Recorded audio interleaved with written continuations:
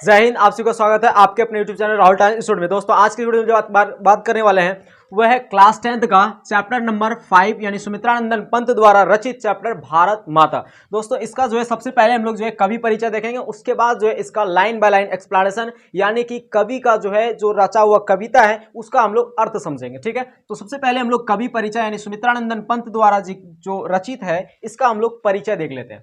चलिए, सबसे पहले अगर बात करें जन्म यानी सुमित्रानंदन पंत जी का जन्म कब हुआ था, तो सुमित्रानंदन पंत जी का 1900 ईस्वी में जन्म जो है अल्मोड़ा जिला कौसानी स्टेट में हुआ था, जो कि उत्तरांचल में पड़ता है ना, वहां पे इसका जन्म हुआ था। और अगर बात करें इसके जन्म के ठीक 6 घंटे बाद जो है इनकी माता सरस्वती देवी का निधन हो गया था, और इनके पिताजी जो थे वो गंगादत्त पंडित इनका नाम था, और जो कि कौसानी टी स्टेट में अकाउंटेंट थे। अकाउंटेंट यानी कि चार्टर्ड अकाउंटेंट सीए जो बनता है उसी में जो है ये जॉब था, एक तरह से कह सकते हैं। ठीक है, जन्म कब हुआ था 1900 ईस्वी में अल्मोड़ा जिला के कौसानी टी स्टेट जो कि उत्तरांचल में पड़ता है। जन्म के ठीक 6 घंटा बाद इनकी माता यानी सरस्वती देवी का निधन हो गया, और पिता यानी गंगादत्त पंत जो है वो कहाँ काम करते थे, तो कौसानी टी स्टेट में एक अकाउंटेंट थे। ठीक है, उसके बाद बात करते हैं इन्होंने शिक्षा कहाँ तक ग्रहण किया, तो प्राथमिक शिक्षा हालांकि गांव से ही इसने पा ली थी, और बनारस में जो है हाई स्कूल की शिक्षा पाई थी। कहां से, बनारस से जो है हाई स्कूल पास किया, और आजीवन जो है ये इलाहाबाद में ही रह गए, और साहित्य रचना काव्य रचना में इनका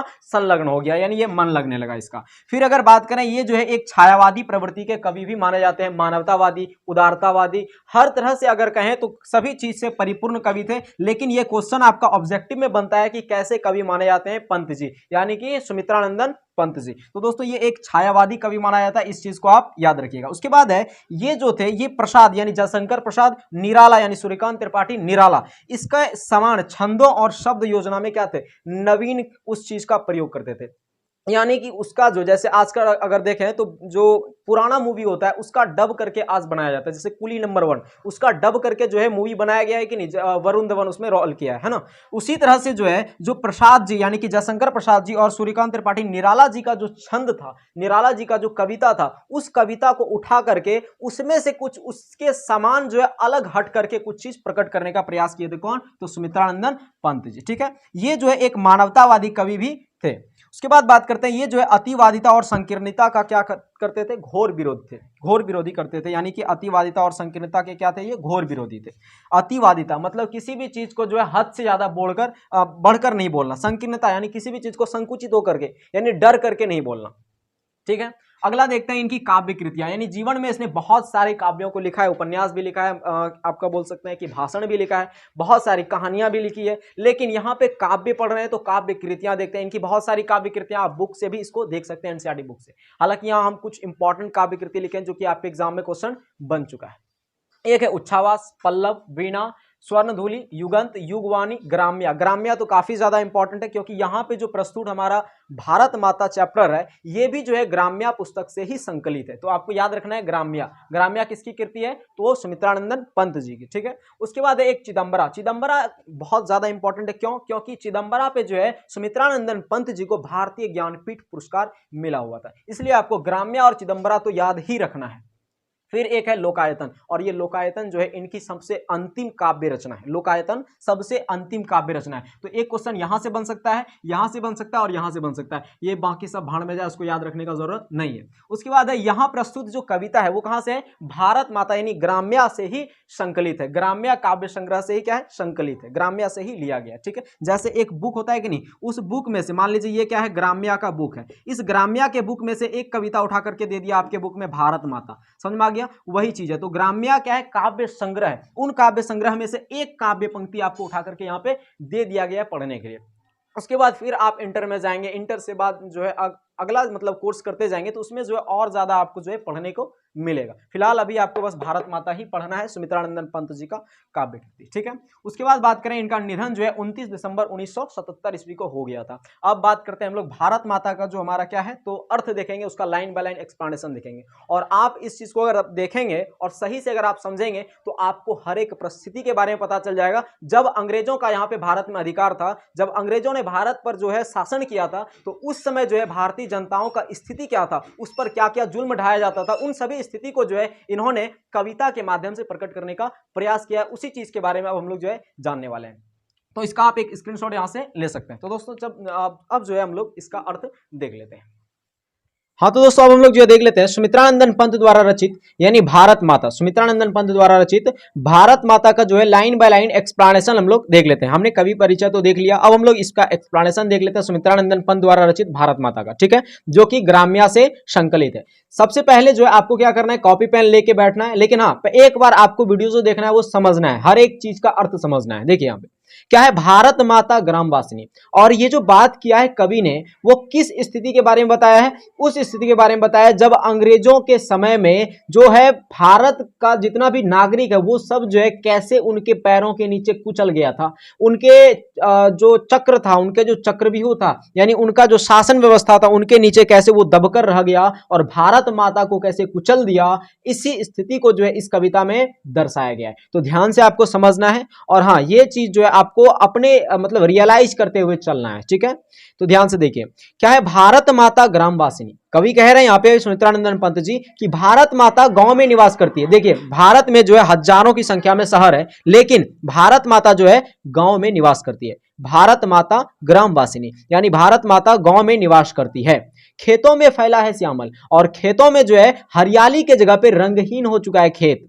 जो खेत है भारत का, जो गांवों में खेत है वो हरियाली के जगह पे क्या हो गया है, खेतों में फैला है श्यामल, यानी हरियाली के जगह पे वो श्यामल हो चुका है, सांवला हो चुका है, यानी कि रंगहीन हो चुका है, ठीक है। धूल भरा मैला सा आंचल, और भारत माता का जो आंचल है, आंचल यानी धरती, भारत माता का जो आंचल है वो धूलों से भर गया है। धूल भरा मैला सा आंचल यानी भारत माता का जो आंचल है वो धूलों से भर गया है, और उनका आंचल जो है वो मैला हो गया है। गंगा यमुना में आंसू जल, और गंगा और यमुना जो है भारत माता के आंसू के समान बह रहे हैं। गंगा और यमुना जो है भारत माता के आंसू के समान बह रहे हैं। मिट्टी की प्रतिमा उदासीन, और भारत माता ऐसी हो गई है जैसे एक कच्ची मिट्टी की मूर्त जो होती है वो उदासीन होता है, ठीक उसी प्रकार जो है भारत माता इस स्थिति में भी उदासीन पड़ी हुई है, कुछ नहीं कर रही है भारत माता उन अंग्रेजों के लिए, ठीक है। भारत माता यानी फिर से देख लेते हैं एक बार जरा सा, भारत माता ग्रामवासिनी यानी कि भारत माता गांव में निवास करती है। खेतों में फैला है श्यामल, कभी कहते हैं कि खेतों में जो है हरियाली के जगह पे क्या हो गया है, सांवला पड़ गया है, सांवला हो गया है, यानी कि क्या हो गया है कि सांवला हो गया है, ठीक है, रंगहीन हो गया है। धूल भरा मैला सा आंचल, और भारत माता का जो आंचल है वो धूलों से भर गया है, गंदगी हो गया है, यानी मैला पड़ गया है। गंगा यमुना में आंसू जल, और भारत माता का जो है आंसू गंगा और यमुना के समान बह रहे हैं। मिट्टी की प्रतिमा उदासीन, और भारत माता जो है ऐसी हो गई जैसे मिट्टी की प्रतिमा होती है, मिट्टी की मूर्त होती है, और वो उदासीन हो गई है भारत माता, ठीक है।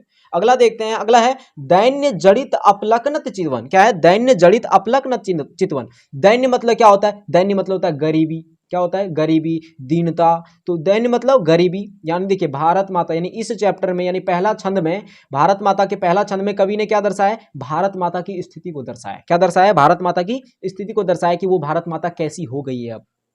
दैन्य जड़ित अपलक न चितवन, दैन्य मतलब क्या हो गया, दैन्य मतलब दीनता यानी गरीबी। जड़ित, जड़ित मतलब क्या होता है, जड़ित मतलब होता है चेतनाहीन। औपलक, औपलक मतलब क्या होता है, औपलक यानी कि पलक वो झपका नहीं पा रहा है। नत मतलब झुका हुआ है, उसका सिर जो है झुका हुआ है। चितवन, चितवन मतलब होता है दृष्टि, यानी कि हो गया दैन्य मतलब गरीबी, जड़ित मतलब चेतनाहीन, अपलक यानी कि उनका पलक जो है वो मतलब एक जरा से मतलब पलक जो है वो झपका नहीं पा रहा है। नत मतलब झुका हुआ है, और चितवन, नत मतलब झुका हुआ है, चितवन मतलब क्या हो गया, चितवन मतलब दृष्टि, यानी उनका जो है दीनता के कारण, गरीबी के कारण, चेतनाहीन अवस्था में जो है उनकी दृष्टि जो है अपलक होकर के अंग्रेजों के सामने झुका हुआ है।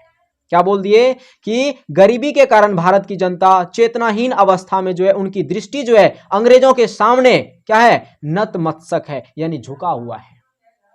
अधरों में चीर नीरव रोदन, अधरों में चीर नीरव रोदन, चीर का मतलब होता है क्या, अस्थाई होकर, नीरव, नीरव मतलब होता है निशब्द, क्या है, निशब्द, रोदन मतलब होता है रोना, यानी कि और इस स्थिति में भी वो जो है अपने ही अधरों में यानी उसी स्थिति में रहकर जो है वो अस्थाई रूप से क्या हो रहा है, चीर यानी अस्थाई रूप से, नीरव, नीरव यानी कि निशब्द होकर, रोदन यानी रो रहे हैं बस, उसके अलावा कुछ कर ही नहीं रहे वो। युग युग के तम से विष्णु मन, और युगों युगों के अंग्रेजों द्वारा जो प्रताड़ित मन है, अंग्रेजों द्वारा जो प्रताड़ित जो आडंबर है, युगों युगों युग युग के तम से विष्णु मन, और युगों युगों के तम से, तम मतलब क्या होता है, तम मतलब होता है अंधकार, यानी युगों युगों के अंधकार से विष्णु मन, विष्णु मतलब होता है विषादमय मन, यानी कि युगों युगों के अंग्रेजों द्वारा जो प्रचंड अंधकार हो गया है, अंग्रेजों द्वारा जो शासन हो गया है, तो युगों युगों के तम से यानी युगों युगों के अंधकार से विषादमय हो गया है भारत के जनताओं का मन। अब युगों युगों मतलब क्या हो गया, तो एक युग कहा जाता है कि 12 वर्ष में एक युग खत्म हो जाता है, ठीक है। तो वही अंग्रेजों ने 200 साल तक यार राज किया भाई, तो वही बोल रहा है युगों युगों के तम से विष्णु मन, यानी युग युग से जो है, युगों युगों से जो है अंधकार से मन जो है वो क्या हो गया, विषादमय हो गया है, वह अपने घर में प्रवासनी। और कह रहे हैं कि वह जो है यानी भारत की जनता जो है वह अपने ही घर में, यानी अपने ही घर में जो है वो बेगानी बनी हुई है, यानी कि बेगानी बनी हुई है मतलब कि वो जो है क्या हो चुका है, अपने ही घर में बेसहारा हो चुका है, बेगानी बन चुका है, बेगानी यानी बेघर हो चुका है, प्रवासनी मतलब होता है बेघर, बेवास, बेवास यानी कि जिसका बेघर मतलब जिसका घर ना हो, यानी अपने ही घर में वो प्रवासनी बन चुकी है। समझ में आ गया ना। प्रवासनी का मतलब एक उदाहरण से समझाते हैं, जैसे मान लीजिए आप किसी रिश्तेदार के घर गए, और रिश्तेदार के घर गए और वहां पे जो है आपका रिश्तेदार किसी से झगड़ रहा है, पड़ोसी से, तो वहां पे जब झगड़ रहा है तो आप वहां पे कोई हस्तक्षेप नहीं कर सकते, क्यों, क्योंकि भाई वहां पे आप प्रवासनी बन के गए हैं, यानी बेगानी बन के गए हैं, समझ रहे हैं ना। तो इस वजह से वहां पे आप जो है लड़ नहीं सकते हैं। समझ में आ गया इतना चीज। तो वही बोल रहा है वह अपने घर में प्रवासनी, यानी ऐसा लग रहा है इस स्थिति में भी दैन्य जड़ित अपलक न चितवन, यानी कि दीनता में जड़ित, जड़ित मतलब क्या हो गया, दीनता में जड़ित यानी चेतनाहीन अवस्था में नत चितवन, अपलक नत चितवन, चितवन मतलब क्या हो गया, चितवन मतलब हो गया दृष्टि, नत यानी कि उनका जो है झुका हुआ है अंग्रेजों के सामने, नतमस्तक है वो, दीनता यानी कि गरीबी में भी, जड़ित यानी चेतनाहीन अवस्था में, और उनका दृष्टि जो है क्या है, अंग्रेजों के सामने नतमस्तक है, अधरों में चीर निरोधन, और अपने ही घर में यानी उसी जगह पे रहकर जो है वो अस्थाई रूप से, चीर यानी अस्थाई रूप से, निशब्द, नीरव यानी निशब्द होकर बस रोना रोना ही रो रहे हैं, बस वो कोई मतलब उसको नहीं है। युग युग के तम से विषण मन, यानी युगों युगों के अंधकार से जो है विषादमय हो गया है मन, वह अपने घर में प्रवासनी, वह अपने ही घर में जो है बेगानी बन गई है। यानी यहाँ दूसरा पंक्ति में क्या बताया उसने, बताया भाई दूसरा पंक्ति में बताया है कि भारत की जनताओं की स्थिति का वर्णन किया है, पहला पंक्ति में भारत माता की स्थिति का वर्णन किया है। उसके बाद तीसरा पंक्ति देखते हैं, तो तीसरा पंक्ति क्या है भाई, बोल रहे 30 कोटि संतान नग्नतन, क्या बोल रहा है, 30 कोटि संतान नग्नतन, यानी कि भारत का जो 30 करोड़ जनता है, 30 करोड़ बच्चे हैं, नग्नतन वो जो है निर्वस्त्र हैं, वो नंगा है, क्या है, नंगा है वो, यानी उसके पास वस्त्र नहीं है। अर्धक्षुधित यानी उनका पेट भी, अर्ध मतलब पेट है ना, और क्षुधित मतलब भूखा है, यानी उनका पेट जो है आधा ही भूखा है, मतलब आधा उसका पेट भरा हुआ है। शोषित, उन पर शोषण किया जा रहा है। निरस्त्र जन, और यहाँ के जो जनता है, यहाँ के जो लोग हैं वो निहत्थे हैं, निरस्त्र हैं, उनके पास कोई अस्त्र नहीं है। मूढ़ असभ्य, मूढ़ यानी मूर्ख हैं वो, असभ्य हैं वो, अशिक्षित यानी उनके पास शिक्षा का अभाव है, और वो निर्धनत हैं यानी निर्धन अवस्था में हैं, और नतमस्तक, और वो जो है क्या है, नतमस्तक हैं अंग्रेजों के सामने, बस वो सिर झुकाए हुए खड़े हैं। तरु तल निवासनी, और वो जो है क्या, तरु मतलब पेड़, तल यानी पेड़ के नीचे निवास करने वाली है भारत की जनता। तो ध्यान से समझिएगा, 30 कोटि यानी 30 करोड़ भारत के संतान नग्न तन है, निर्वस्त्र हैं यानी उनके पास अच्छे वस्त्र नहीं है पहनने के लिए। अर्धक्षुधित यानी यहाँ के जनताओं को जो है आधा पेट ही भोजन दिया जाता है। शोषित यानी वो उनपे जो है शोषण किया जा रहा है, निरस्त्र जन, और यहाँ के जो लोग हैं उनके पास कोई अस्त्र नहीं है, वो निहत्थे हैं। मूढ़, यहाँ के लोग मूर्ख हैं, असभ्य हैं, अशिक्षित हैं। असभ्य मतलब क्या हो गया कि उनके पास तो घर नहीं है ना। अशिक्षित मतलब उसके पास शिक्षा का अभाव है।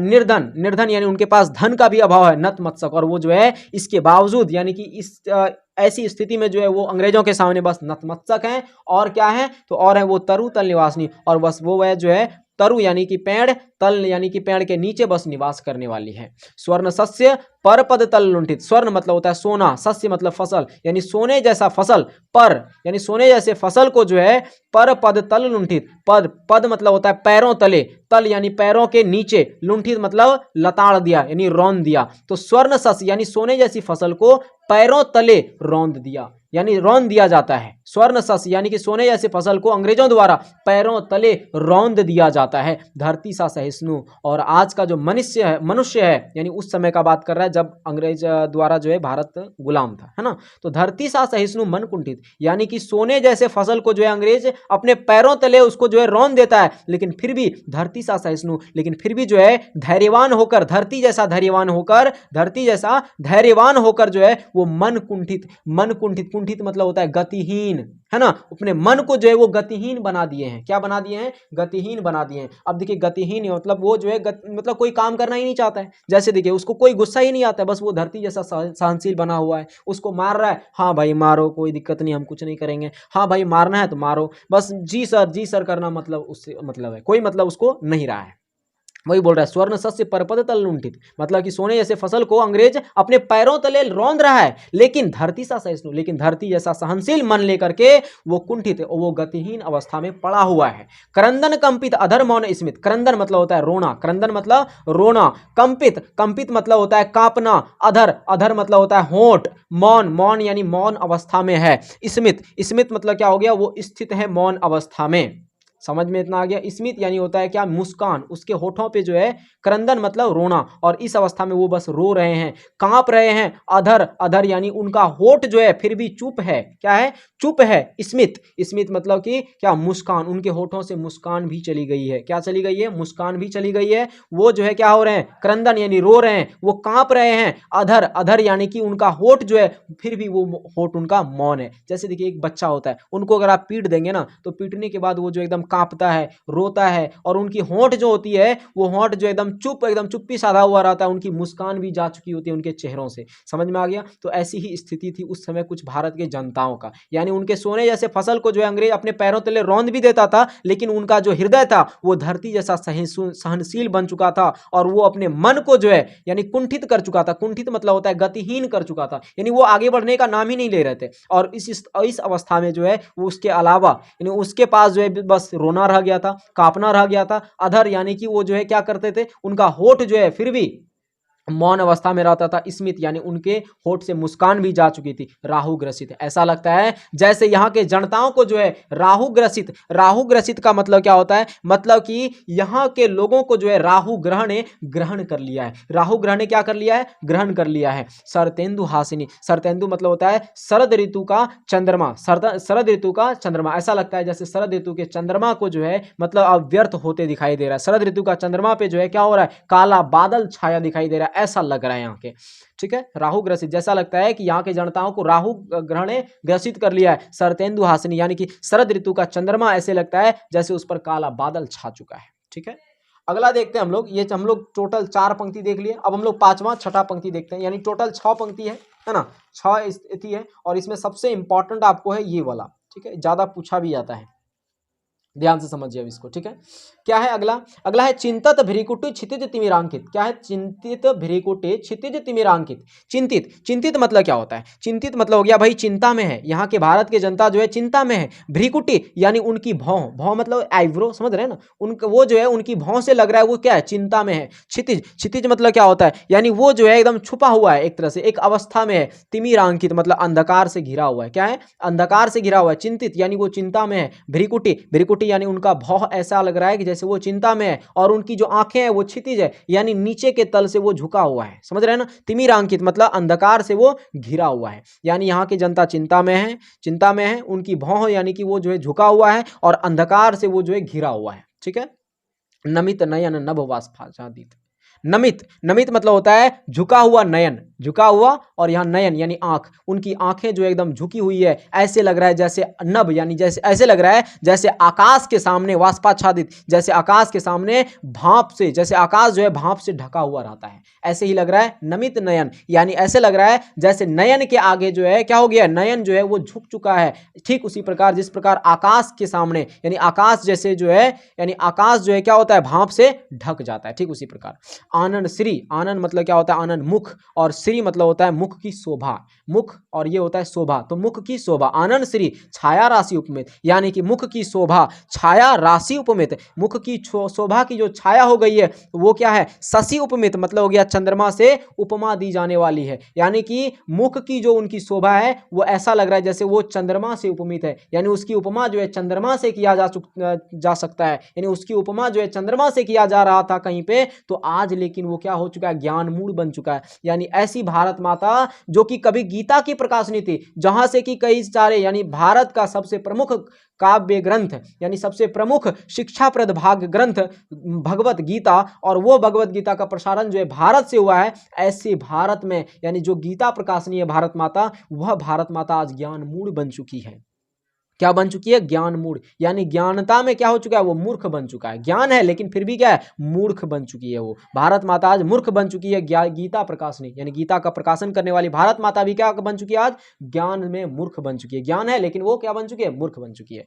उसके बाद सफल आज उसका तप संयम। अब लास्ट पंक्ति देखिए ध्यान से, बोल रहा है सफल आज उसका तप संयम, यानी आज जो है, कवि कह रहे हैं कि आज जो है वह तप संयम, वह जो तपस्या है, हमारे वीर जवानों का जो बलि है, वीर जवानों का जो शहीद हुआ है, उन सभी का जो संयम है, जो तपस्या है, वो आज सफल होते दिख रहा है उनका।